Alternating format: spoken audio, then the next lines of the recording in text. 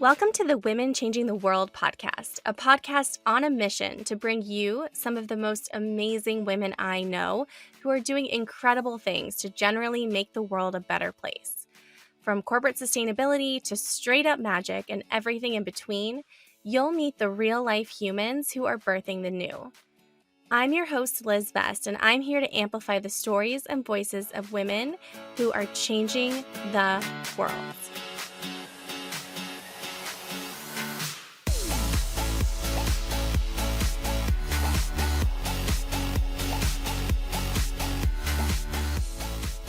Hello, and welcome to today's episode of the Women Changing the World podcast.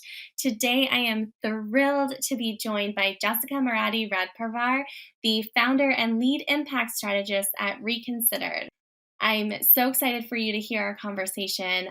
We talked about everything from running a location-independent business to how someone comes to found an organization like Reconsidered, to Jessica's advice to her younger and yesterday's self.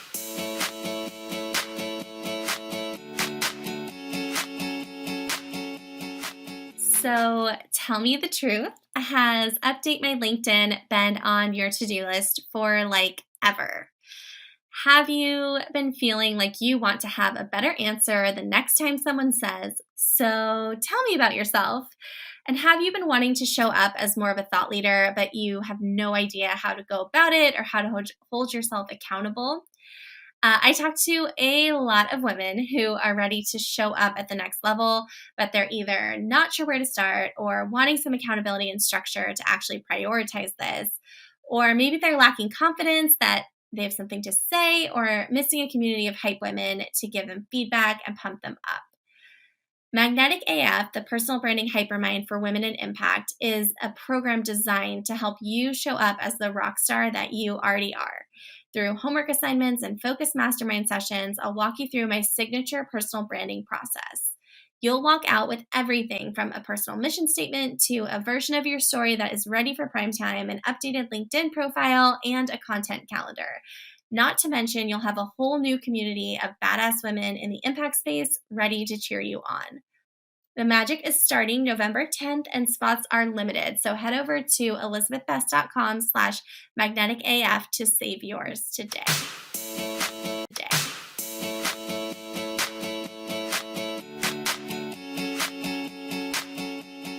Hello, and welcome to today's episode of the Women Changing the World podcast. I am so excited to be sitting down today with Jessica Marati Radparvar, who is someone who I've been admiring for a long time and who I'm really excited for all of you to get a chance to meet. So maybe before we jump in, I have so many questions for you, Jessica. I'm really excited for our conversation, but would love if you wouldn't mind introducing yourself. I feel like I'm sure you can do a much better job than I can to tell everyone who you are. Thank you so much, Liz. And the feeling's completely mutual. I am Jessica Marati Radparvar. I am the founder and lead impact strategist at Reconsidered, which is a boutique consultancy focused on CSR sustainable with the goal of advancing a more just and equitable world. And in addition to doing consulting, I also curate a newsletter that now goes out to about 7,000 social impact practitioners and aims to really help make the lives of people in our shared community easier, more inspiring, kind of more joyful. And yeah, there's I guess we'll get into the business model a little bit later, but yeah, there's kind of a few different arms to Reconsider that I'm excited to share more about.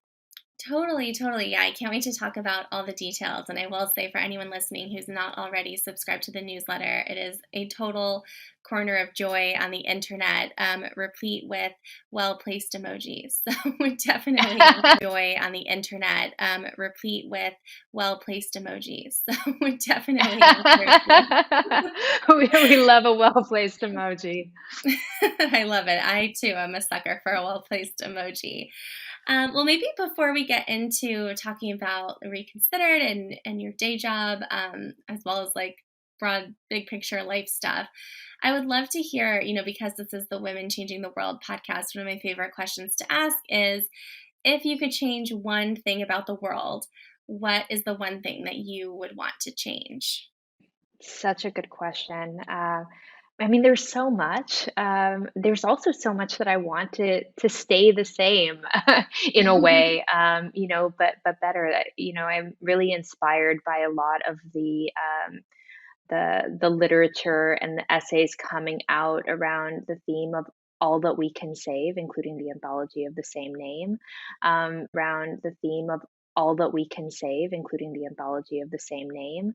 I think a lot of the work that us in the social impact space are doing is really to preserve this beautiful world that we have. But I think if there were one thing, it would just be that systems were in place globally that incentivize the right things, because I'd argue that our current dominant system of capitalism does not incentivize the right things. It, in fact, incentivizes many of the wrong things. And I think if we were to get this right, to come up with an evolved version of capitalism that really was designed not just for profit but also for prosperity, then yeah, we would all be in a much better place. We'd all feel way more aligned and working toward the same thing. I'll put it. And also love the nod to All We Can Save. I'm very ashamed to admit it's been on my nightstand for far too long and I have not finished it. But it is. No, me neither, actually. But what I really love, it's almost like I don't want to finish it. I kind of, I've picked it up again and again, and just read like an essay or two based on what's calling me on a given day, and I find that that's such a nice way to extend it a little bit. So I'm in the same boat, but also doing it a bit intentionally. I love it. The I don't want it to savoring. end. Yeah, exactly. Totally, totally. Saving all we can save. Yeah. All we can save, including this book. I love it. Well, I'd love to hear a little bit more about what is filling your days these days. How are you currently spending your time, both again, kind of on like the work front and on the bigger picture and life front? Days. How are you currently spending your time, both again, kind of on like the work front and on the bigger picture and life front? Yeah. So I start my day. Well, first, I should mention I'm American. I grew up between California and Guam, but I currently live in Amsterdam. So my days usually start waking up very, very, very early because my 14-month-old son has just woken up and, needs to be fed. And then cycling him over to daycare, and then usually getting in some morning laptop work with a really strong cafe latte at a nearby cafe. Um, Most likely also a croissant, let's be real, or a pain au chocolat, more days than not. And then, yeah, I tend to do my best work in the morning, so I try to preserve those hours for yeah, either kind of like strategic client work or writing work. And then afternoons are usually reserved for check-ins with my team and with clients. We do a lot of work with clients stateside, so usually it's quite late afternoons, early evenings, and then finishing up with dinner, bath time, bedtime for the kid, and then usually have a few hours at the end of the day to clean, really, and read and unwind before bed. So that's what a typical day looks like. Pretty easy. I do, even though I'm based in Amsterdam, I do try to keep Reconsidered as location independent as possible. So that's what days look like these days. But there's also, sometimes I'm based in Netherlands. We just are looking into spending a bit of time there this winter. So yeah, it also is varies varies from that very normal type of agenda. Totally, totally. Oh, I love that, and I can't wait to talk more about, like, what it's like running a location independent business. I'm bookmarking that for sure. I feel like now might be a great time for you to tell us a little bit more about all the different pieces that constitute Reconsidered. Oh, yes, I'd be happy to. So yeah, I'd say kind of our biggest chunk of activity is around client work. We support companies and organizations, large and small, primarily in the kind of brand, consumer good, apparel space, and we support them on kind of this intersection of strategy, communications, and community, which is kind of, I think, a more human way to say stakeholder engagement. But we kind of have this theory that if you're going to put together a strategy for sustainability or social impact, the communications piece is absolutely vital because that strategy is not going to go anywhere if nobody understands what it is you're talking about.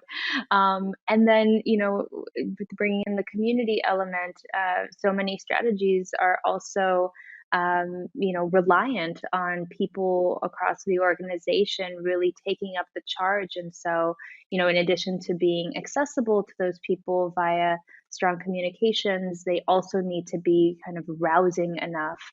And there needs to be an element of community building and mobilization, and kind of activation that needs to happen in order for people to really feel connected to the strategy so that they ultimately execute it. So yeah, I'd say that the projects that we work on are usually in that playground, and yeah, I've had the chance to work with some really amazing organizations, Etsy, Sir Kensington's, Mailchimp, Tommy Hilfiger, CNA, Bestseller Group, Textile Exchange, Fashion for Good. Yeah, I feel really, really honored and humbled to have been able to support some of these organizations over the nearly 5 years we've been in business. So yeah, we have that kind of consulting piece, and then we also have kind of I guess, a bucket of activity around resources for practitioners. So resources for people, the newsletter is one big component of that. We also have an impact jobs hub where we do a biweekly curation of the hottest CSR, sustainability, social impact jobs. We also have a LinkedIn group. We're doing more events. Every so often, we'll put out a piece of thought leadership. So that's the kind of area that I get really excited about as well. It's kind of where I get to flex my entrepreneurial, creative spirit, and let her out every so often. So yeah, really enjoying and really excited about what's to come in that area too. Lots of good things. Ooh, amazing. I love that. And I would love to hear a little bit more about what the impetus was for starting the Reconsidered newsletter. I mean, it's something you've been doing for I think like 4.5 years or so now. And so Mhm. would love to hear starting the Reconsidered newsletter. I mean, it's something you've been doing for I think like 4.5 years or so now. And so Mhm. would love to hear both what inspired you to put it out into the world and also what you've learned along the way. Yeah, so it was, yeah, a bit of a challenging time when I think back to it, honestly. 4.5 years ago, when the newsletter was just a little seed of an idea, I had just left a job in CSR and I was feeling really exhausted and uninspired and frankly a little cynical about our shared space. And I really wanted to carve out kind of a space to get re-inspired. I felt like at the time, I was kind of so deep in one area of the social responsibility space. And I felt that if I were to explore other corners of it often, it might be a good way of getting some of that energy back. So I started the newsletter as a way of holding myself accountable. I've always learned best by trying to kind of summarize and synthesize things I'm trying to learn. And so I figured that others might also benefit from this exploration that I was on. So, started by just sending out a short message to my network, letting them know I was starting it and did they want to sign up. And then the first issue went out to about 150 people, I think, and back in February 2017. And yeah, at this point, we have several thousand who receive it on a biweekly basis. And what have I learned from it? Oh, I mean, I'm constantly, because it was kind of created as a container for learning, I just feel like I'm constantly, learning about new things just through the process of for learning. I just feel like I'm constantly, learning about new things just through the process of curation. But I think I've also learned that I've learned a lot about myself and kind of, how brave I feel now that I kind of have it as a platform, how brave I could be, rather. Now having this platform, I feel like at the beginning I was very distant from the content. I was kind of, the format is 5 links, curated links, could be articles, could be videos, could be TED Talks, podcasts. Sometimes we throw in some like kind of funny wild cards. But at the beginning, I just kind of threw out the links, kind of no introduction, a little bit of my voice in the descriptions, but not that much. And over time, I've kind of really things that sometimes feel a little bit scary. And so I think I've learned a lot about myself by kind of pushing myself um, every other week when the newsletter comes out to try to figure out something valuable to share with the community.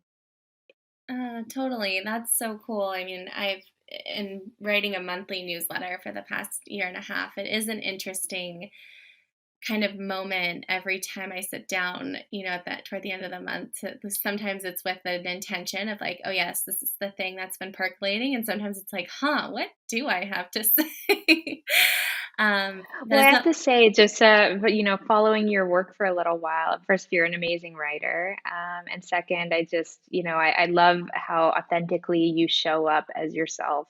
In the work that you do and the very unique perspective you bring to it. So, I think we all could benefit from just shedding a lot, of trying to be bold in this space. Um, and yeah, I find you inspirational in that way. Oh, well, thank you so much. I so appreciate that. And it's a mutual admiration society over here for sure. I think it's so wild how often I think the more vulnerable and like generous with sharing ourselves we are, through our writing, the more it resonates with people. It's just like, ugh, why does it have to be so uncomfortable to be good, to be really Yeah, good? yeah. It can be scary, but yeah, through that fear comes growth. So. Totally, totally. Well, and I'd love to zoom out a little bit. I realize we haven't talked yet about your story and how you came to start Reconsidered, and kind of like, what that moment looked like for you in your career, and kind of what brought you to that point. And the invitation is really, honestly, for you to take up as much that point. The invitation is really, honestly, for you to take up as much space and telling your story as you want to. Like, I would love to hear about the twists and turns. And I know our listeners love hearing like how people came to be where they are today. Oh, thank you. Yeah, a lot of twists and turns in this one. So I guess we could kind of start with coming out of college. So I was really all through undergrad and even before in high school was really kind of dead set on a very singular career path, and that was to be the editor in chief of Cosmo Girl magazine. I was a I was came of age in the teen magazine era, and I like I mentioned before, I grew up in Guam, a small Pacific Island territory. Um, and reading these magazines was really my kind of lens into what life in the mainland US was like. And of course, alongside the teen magazine era, I feel like every other rom-com in the 90s was like about a magazine editor, Oh my like gosh, glamorous magazine editor, totally. living her best life. So yeah, that was obviously an influence. And so, um, went to college on the East Coast. I wound up going to Princeton and did a number of internships in media, including an internship at Cosmo Girl, and then graduated just as the economy and the financial sector and the media industry were all imploding.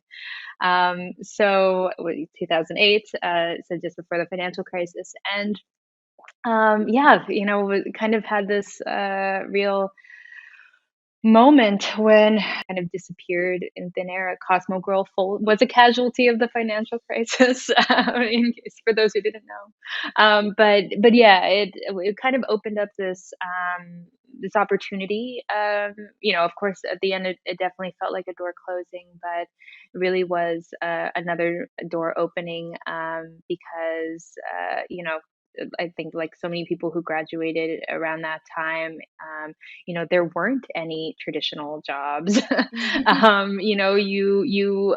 Which was scary, but it also allowed for this amazing space and creativity. And I wound up spending about 18 months after graduation traveling. It was freelance writing, and I was like nanny. I was doing all sorts of random odd jobs to just kind of like stay afloat while traveling. And at one point, was writing a column for while traveling, and at one point, was writing a column for the Sundance Channel's website. They had a fashion website, and through that process, had the chance to be exposed to so many social enterprises and kind of like interesting indie designers who were starting to work with upcycled materials. And it really felt like this kind of idea of doing well by doing good was, there's so much energy around it and so much optimism, and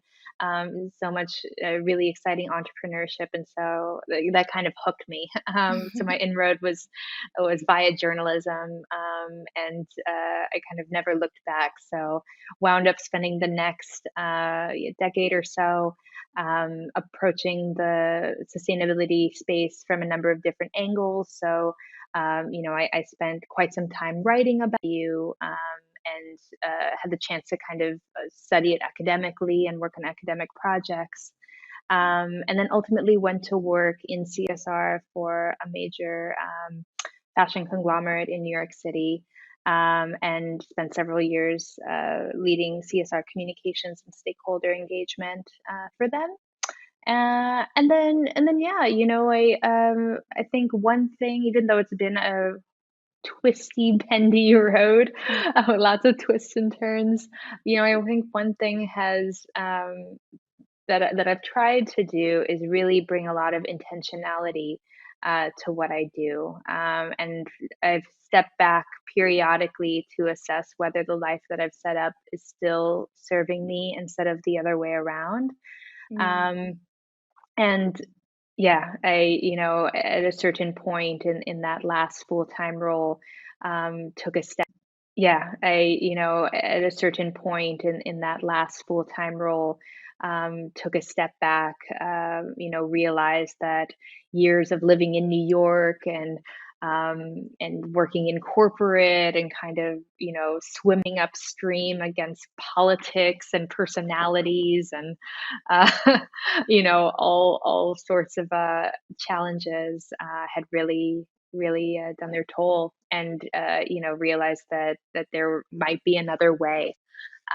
And so yeah, that at this, I think I'd say after I left that role, I kind of had needed a bit of space to recover from it. But then once the energy came back, the idea of going independent, um, while scary, was really where there was the most kind of energy and the most excitement. And so, I ultimately, and I feel like, I was kind of throwing out feelers. Oh, hey, I'm like, freelance, like, does anybody have anything? Like, I hadn't fully even owned it myself that that was what I Mhm. wanted to do. And then once I told myself, like, no, I'm going to do this, I'm going to, be independent, maybe build up a consultancy, like, here are my offerings, boom, boom, bam. Once I admitted it to myself that that's what I really wanted, then the opportunities started coming. And thankfully, we've been in a position where it's, yeah, if anything, been too busy ever since. Oh my gosh, well, that's amazing, and it is crazy, I feel like how once you kind of own what you want and are able to tell people what it is you desire, I feel like it's just this crazy magic where things just start showing up.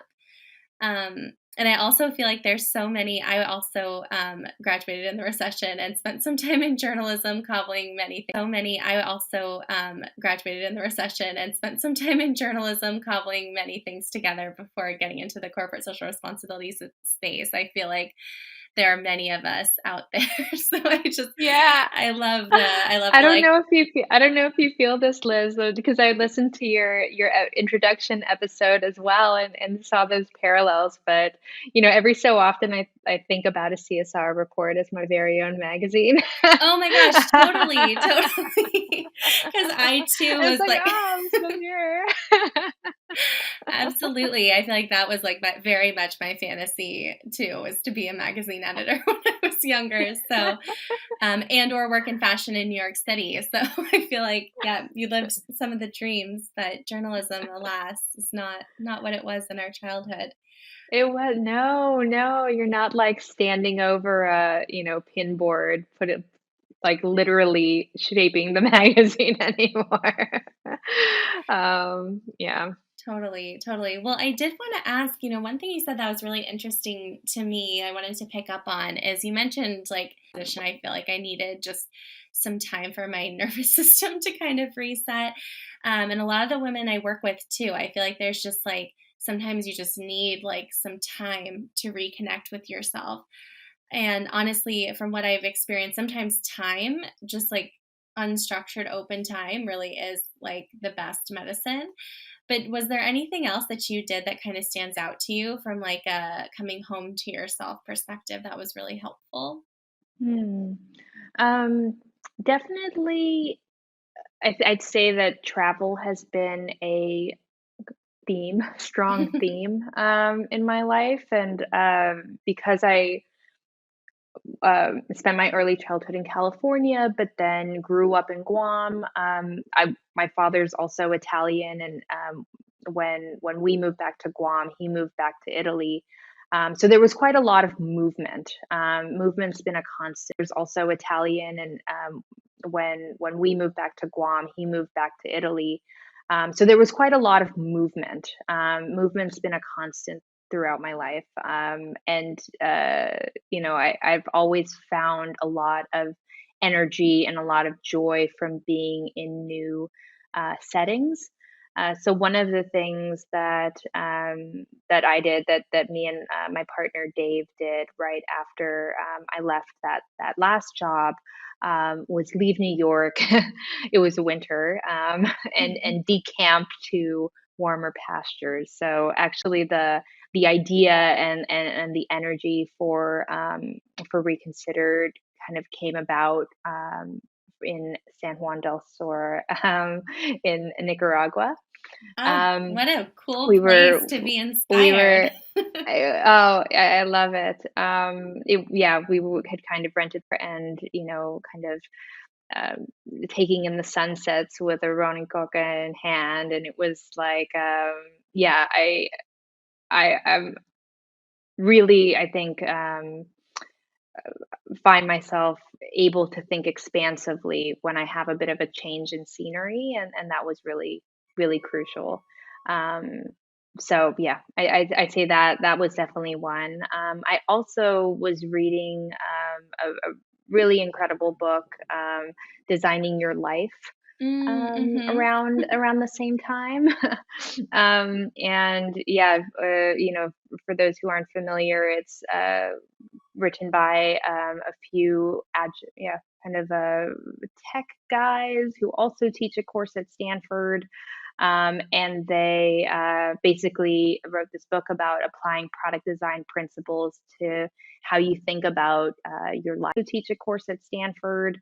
And they basically wrote this book about applying product design principles to how you think about your life and your path and work life balance and all of that.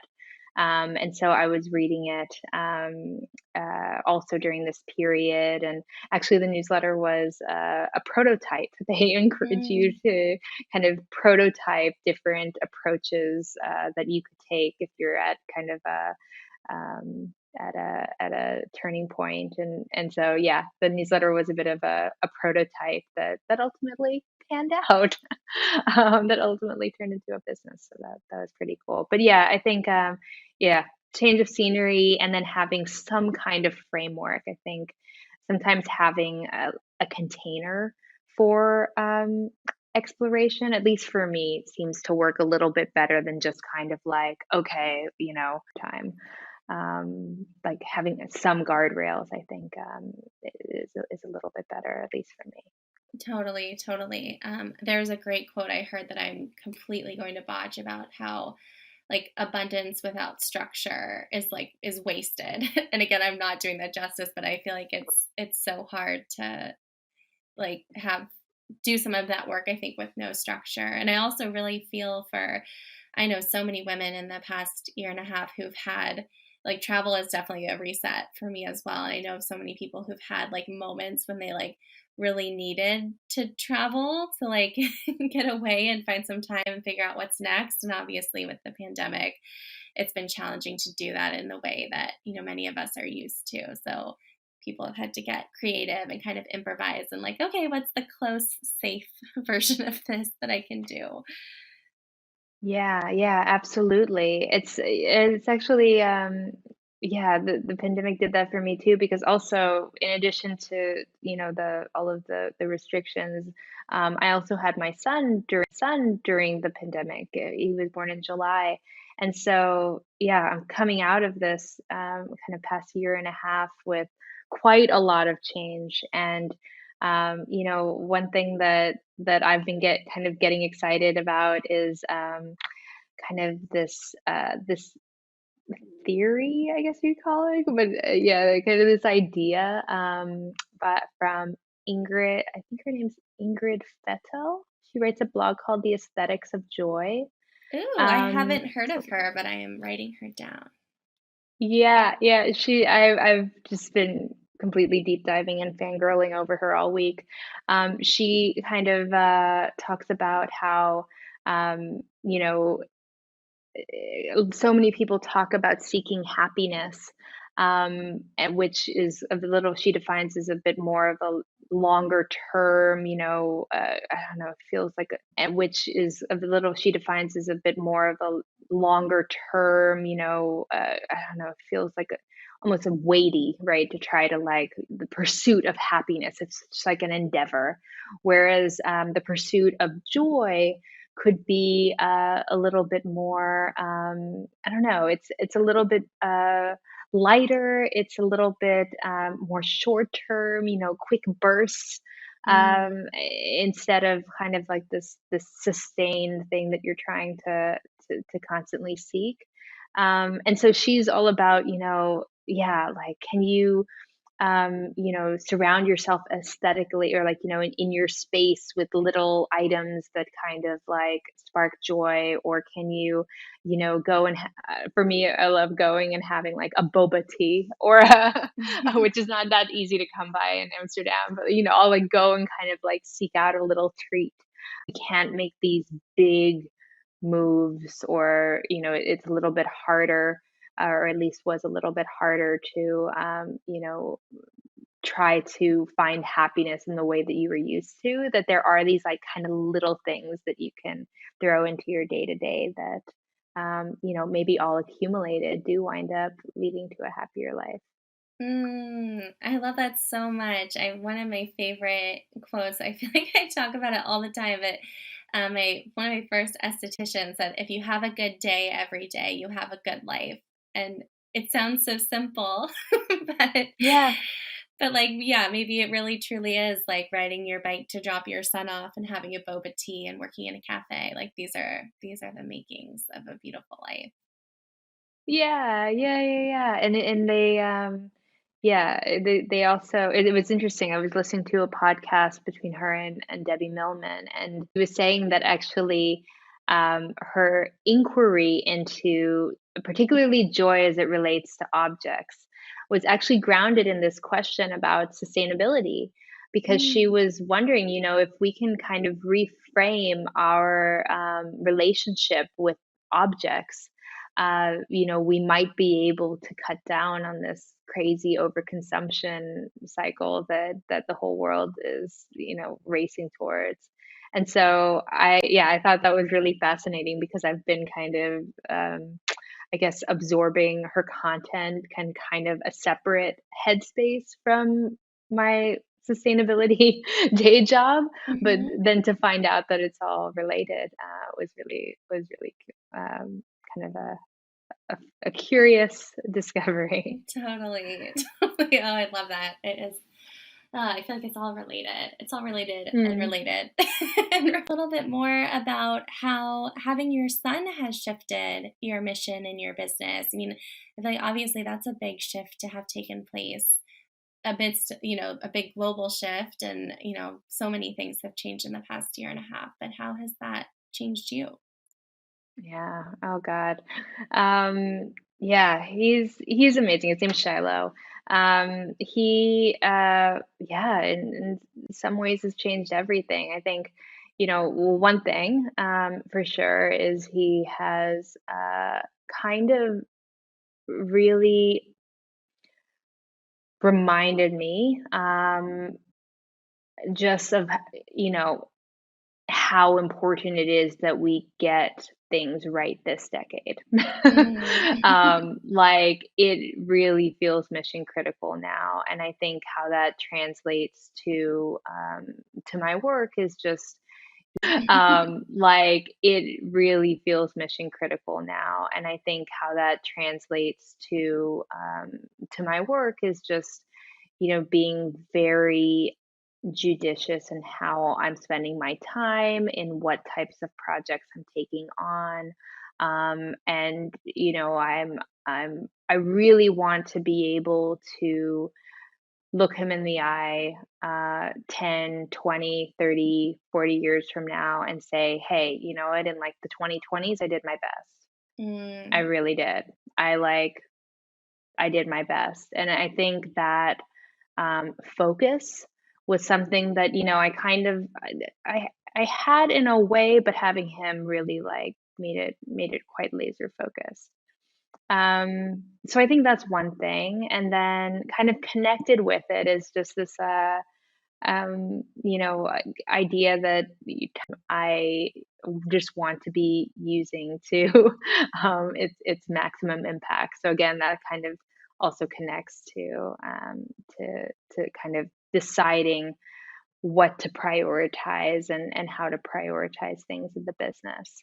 And frankly, also thinking about my ambitions, because I've always tended to be quite ambitious, to have a lot of ideas, to always want to grow and push myself. And I think I also now realize that like I want to have also sustainable amount of ambition, so that Mm. I don't wind up kind of waking up like committing to too much and then waking up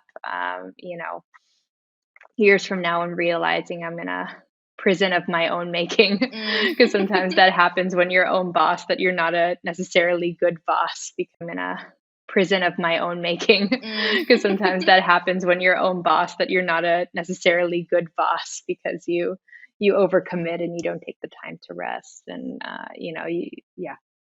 So I think that's kind of another way that his birth has impacted the work.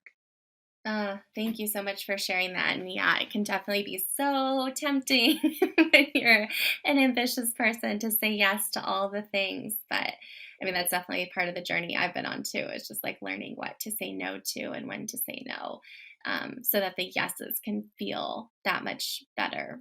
Yeah, yeah. I was really I think it was in one of your previous episodes you kind of talked about like if it's a hell yes. And I think that's kind of the energy I'm looking to bring to, the things I decide to commit to is like, okay, I only want to do things that are a hell yes. Well, in that spirit, I would love to hear a little bit more about like how you go about prioritizing projects and ideas as an entrepreneur. And maybe it's as simple as like just saving your yeses for hell yeses. I don't know if you have any other thoughts on like what goes into, what you say yes to. Yeah, yeah. Well, so definitely that. So, and I think a lot of that is also a bit like listening with your body and trying to sense into Mm, things with your body, which is really hard because I'm traditionally tended to be very, very rational, like always led with my head in front of my heart. But, I think with some of this hell yes stuff, it's about listening to your gut more and really paying attention to what it's telling you. Um, and then, yeah, kind of like me having a little bit of a conversation with your rational mind to negotiate with it so that you ultimately can, yeah, listen to that intuition. Negotiate with it so that you ultimately can, yeah, listen to that intuition. But I also think, I am big, as I'm sure you are too, and kind of thinking about the larger system of change, right? We're all part of it. We've all kind of chosen a way to participate in it, and I want to be able to spend my energy in places where I have the greatest leverage.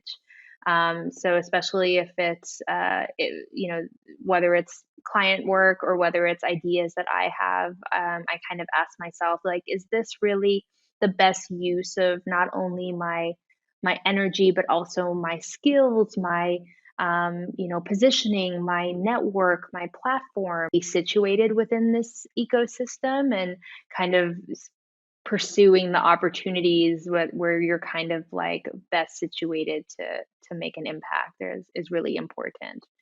So that's one thing, where do I have an opportunity to have the biggest impact? Definitely the hell yes stuff. And then, yeah, just I think also it's realizing that it's really hard to get clarity on those things if you're exhausted. So, we talked a little bit about rest and renewal. It's like just finding ways to build more times of that into the workflow and realizing that for someone working in the knowledge economy, like rest isn't a nice to have, it's really essential.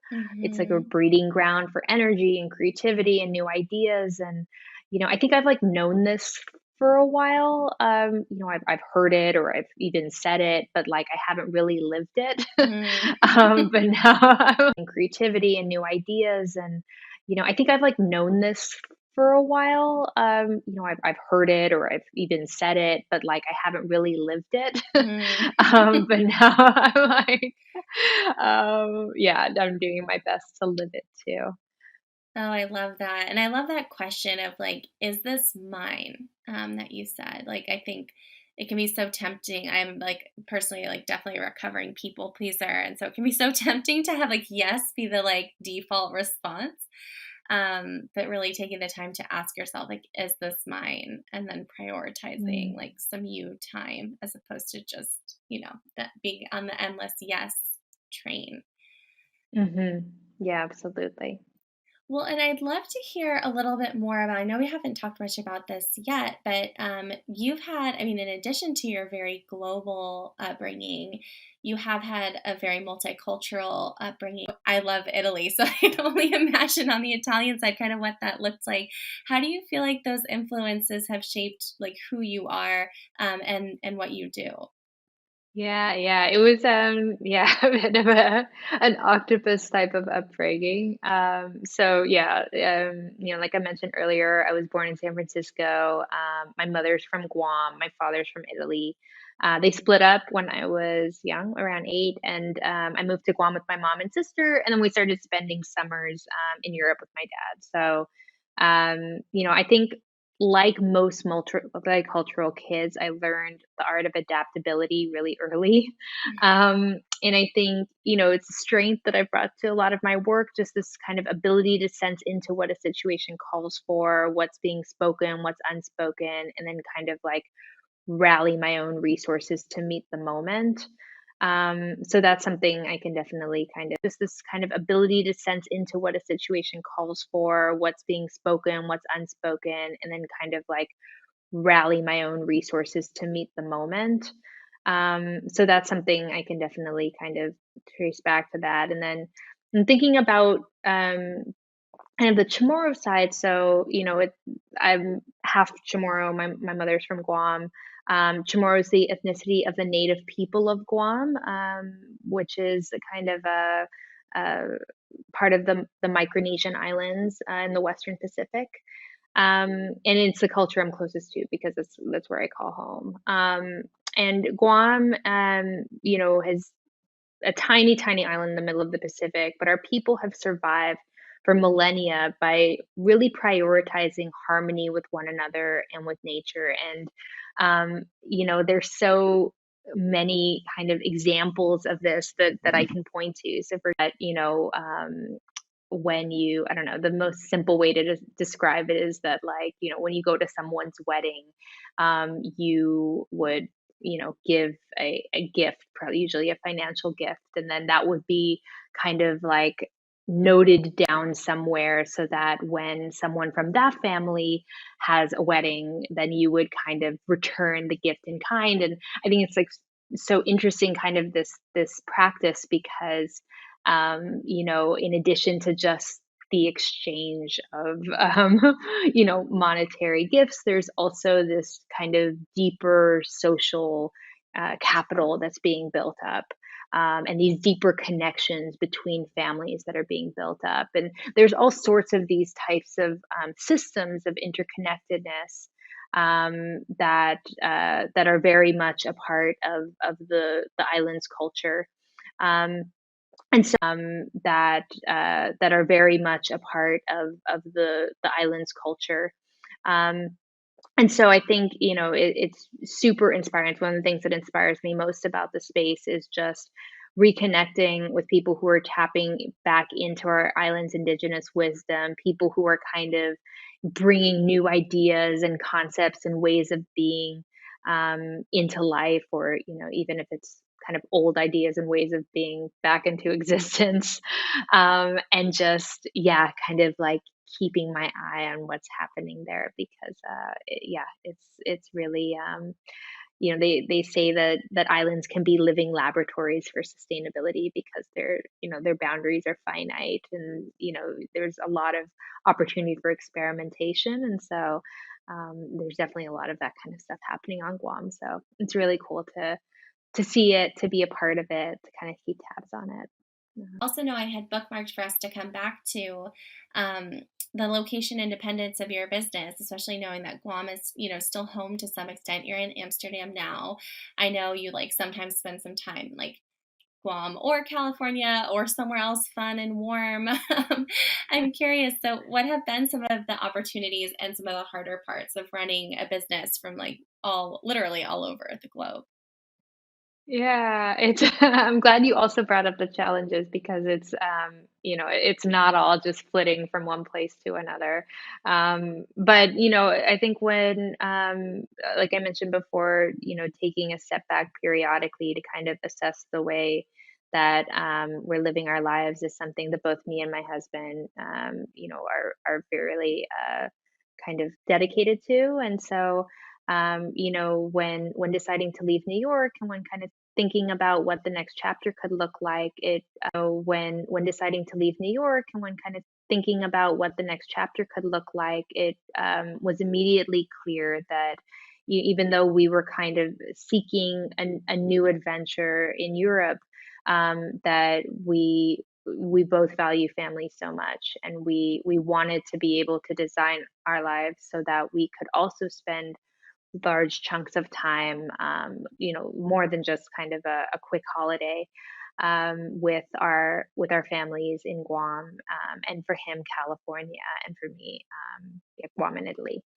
Um, and we also wanted to, for as long as we could, take advantage of the fact that, we were location independent. So try to find kind of a fun wild card place to do that as well. So yeah, I'd say for the past 4 or 5 years, we're usually in Amsterdam from March through December, but then come cold weather, we will leave and spend a month in Guam, a month in California, and a month somewhere fun. And so yeah, that's kind of the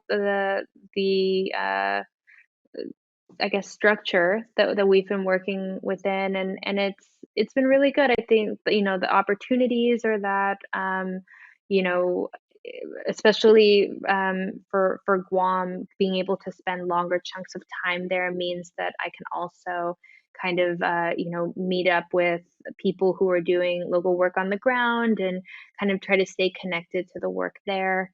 In California, we get to, kind of, pop around, and usually I'm working with clients in the States as well. San Francisco, it's kind of a nice time to maintain connections in the US. And then, yeah, the wild card place, of course, is always a huge opportunity. We've done that now in Nicaragua and Bali, Sri Lanka, Florianopolis in Brazil, and Fuerteventura in the Canary Islands. So yeah, it's that's always a highlight, and usually that time is reserved for kind of bigger picture thinking. So if at all possible, I'll try to have a lighter client load that month so that I can spend more time writing and kind of using that change of scenery to really, really reset and think about the business. But also challenges. Time zones, of course, are when we gotten older and as we started growing a family. I do think that there is a trade-off between, thinking about your life as location independent and then being able to really build and foster community. And I think I'm at a place where that community element is becoming a lot more important.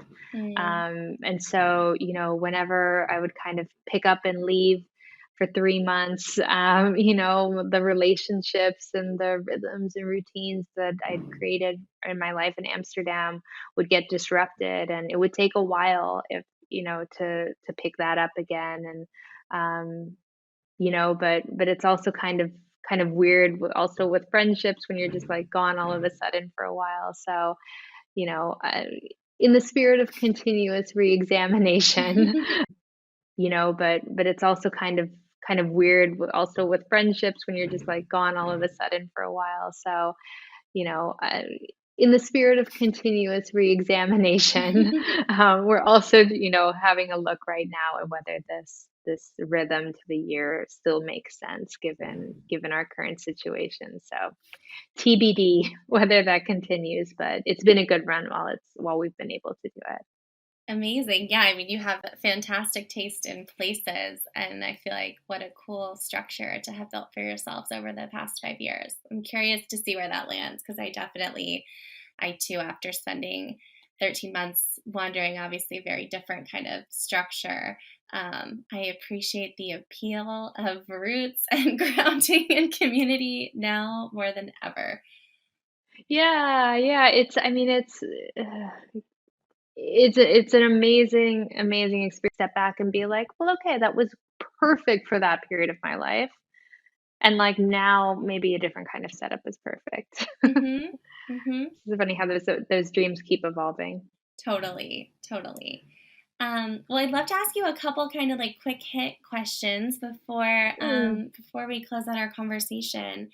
I'm curious, do you have like, and you can pick any age or it can be totally more generic, but do you have any advice that you would love to like be able to give your younger self?